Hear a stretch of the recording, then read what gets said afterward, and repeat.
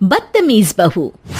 सभ्यता से भरपूर शास्त्री परिवार की इकलौती बेटी मोहिनी को बचपन में ही पढ़ाई के लिए विदेश भेज देते हैं, जहां से वो सालों बाद ग्रेजुएशन पूरी करके इंडिया वापस आती है, जो अब संस्कार, सभ्यता, संस्कृति जैसी चीजों से कोसों दूर होती है।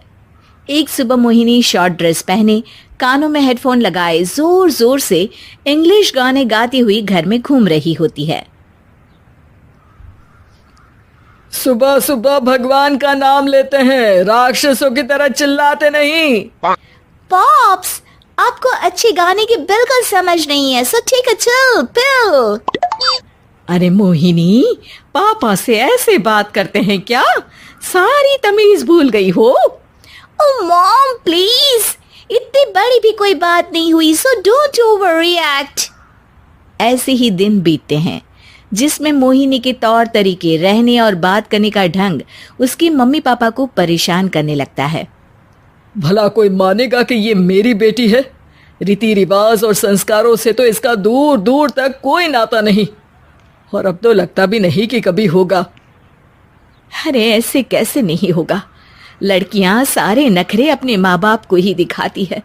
ससुराल जाकर उन्हें सब कुछ करना भी पड़ता है और मानना भी।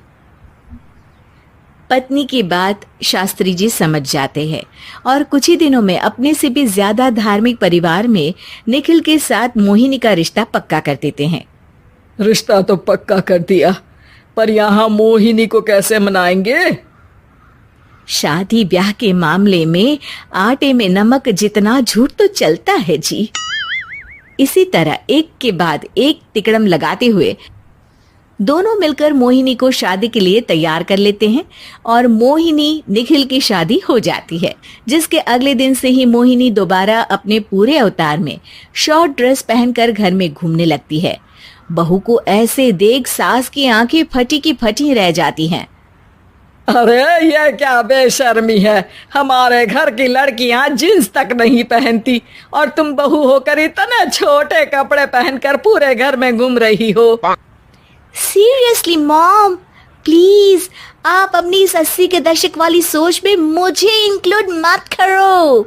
हाय तौबा, एक तो बेशर्मी दिखाती है, ऊपर से सास के साथ जुबान भी लड़ाती है। अरे जल्दी कपड़े बदल कर आ, घर की पहली आरती तुम्हें ही करनी है। इतनी देर में निखिल भी वहां आ जाता है। माँ पापा आने वाले हैं, पूजा का सारा सामान तैयार है ना? ये पूजा हमेशा मेरे बॉयफ्रेंड्स के पीछे पड़ी रहती थी और अब हस्बैंड के पीछे भी आ गई। मोहिनी की बातें सुन सास तो अपना सिर पकड़ लेती है, लेकिन निखिल किसी न किसी तरह उसे पूजा के लिए कन्विंस करके कपड़े चेंज करने के लिए भेज देता है, जिस पर पूजा खत्म होने के बाद वो एक बार फिर अपनी शॉर्ट ड्रेस में आ जाती है। बहू, ये क्या तरीका है? संस्कार नाम की कोई चीज है या नहीं? नहीं ससुर जी, संस्कार मेरा दूसरा बॉयफ्रेंड था, अब तो मेरा उससे कोई कांटेक्ट नहीं है। मोहिनी का जवाब सुन के ससुर तो भगवान नाम जपते वहां से चले जाते हैं, लेकिन सास बहू के बीच कहा सुनी फिर शुरू हो जाती है, जिसे इग्नोर करते हुए मोहिनी घर से बाहर चली जाती है और देर रात घर वापस आती है। मोहिनी, मैं जानता हूँ कि तुम विदेश में रही हो और तुम्हें वहीं की आदत है, पर यहाँ चीजें कुछ अलग है। अगर तुम उस हिसाब से कुछ एडजस्ट कर लो तो सबके लिए सही हो जाएगा। I am not in a lecture mood. Good night.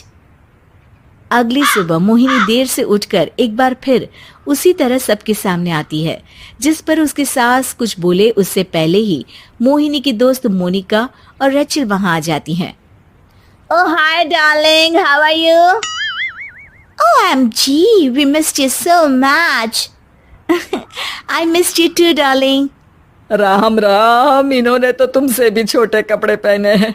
अरे तुम लोगों के अंदर कोई शर्म लिहाज बाकी भी है या सब बेच खाई? मोहिनी, तुम्हारी मेड कुछ ज्यादा नहीं बोलती?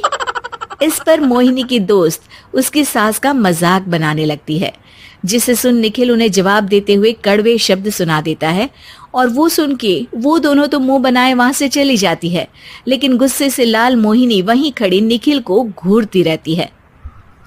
घूर क्या रही हो?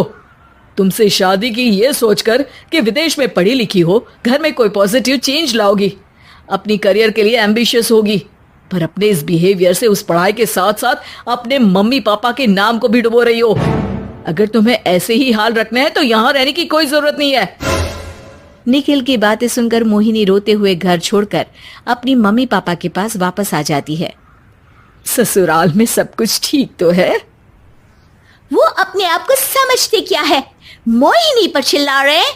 मैं क्यों उसके इशारों पर चलूं?